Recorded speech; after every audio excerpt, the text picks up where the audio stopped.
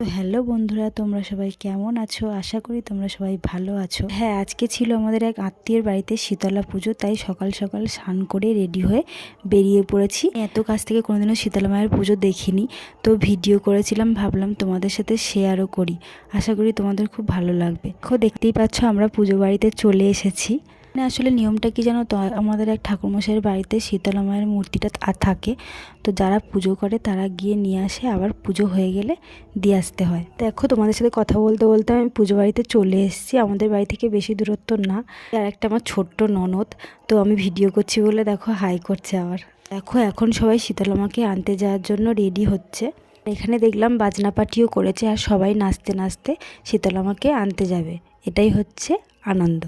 একটা ভিডিওর মধ্যে সব দেখানো সম্ভব নয়, তার জন্য তোমাদের পরের ভিডিওগুলো কিন্তু দেখতে হবে। দেখো আমার ননদগুলোকে শাড়ি পরে কত সুন্দর লাগছে।